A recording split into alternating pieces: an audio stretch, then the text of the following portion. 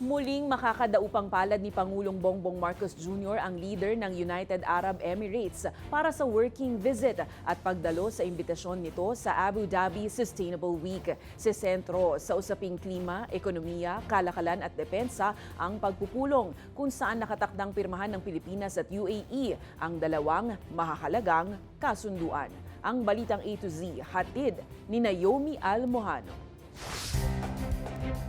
Sa ikalawang pagkakataon, muling bibisitahin ni Pangulong Ferdinand Marcos Jr. ang United Arab Emirates ngayong linggo. Bukod sa pagdalo sa imbitasyon ni President His Highness Sheikh Mohammed bin Zayed Al Nahyan sa Abu Dhabi Sustainability Week, layon din na pagbisita na pagtibayin pa ang relasyon at tiwala ng dalawang bansa na isa sa mga makabuluhang pagtatagpo. This is the second in about 14 months ng November 2024.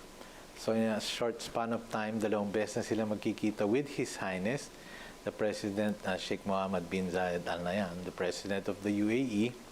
And before that, it was 15 years bago uli nagka-visit. No? So tapos biglang magkasunod. Symbolically and substantively, ang laki nung ibig sabihin nun, ano? Nasa 12 hanggang 14 na heads of state ang inaasahang dadalo sa Sustainability Week, isang major global forum kung saan pag-uusapan ng renewable energy, pag-unlad pagdating sa sustainable economy at climate change na talagang nakaaapekto sa bansa. Sinasabi nila, we're one of the most vulnerable countries to climate change.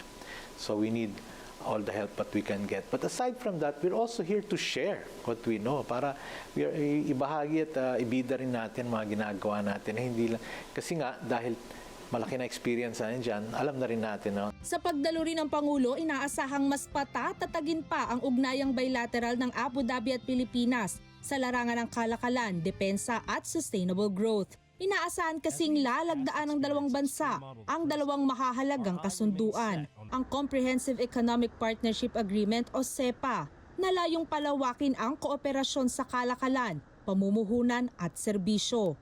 Mas malawak na access din sa merkado ng Gulf Cooperation Council o GCC na kinabibilangan ng Bahrain, Kuwait, Qatar, Saudi Arabia at Oman ang maaring matamo ng bansa sa kasunduan. We were one of the very first countries to be offered to conclude this agreement and finally we're doing it and it just goes to show nag-iiba na rin ang relations natin dito. So nakikinabang tayo mga Pilipino dito. And we're thriving and we're succeeding in all categories. No? We have the skilled workers, the professionals, even the humble service workers. Bukod sa CEPA, nakatakda ring pirmahan ng Memorandum of Understanding para sa defense cooperation na palalakasin naman ang kooperasyon sa depensa ng dalawang bansa, kabilang ang palitan ng mga opisyal, joint trainings at information sharing. They are also very highly developed defense capabilities here that we can benefit from. Like we also have a security agreement with them. Bahagi na ng ugnayan ang palitan ng impormasyon kaugnay ng terorismo, illegal na droga, transnational crime at human trafficking.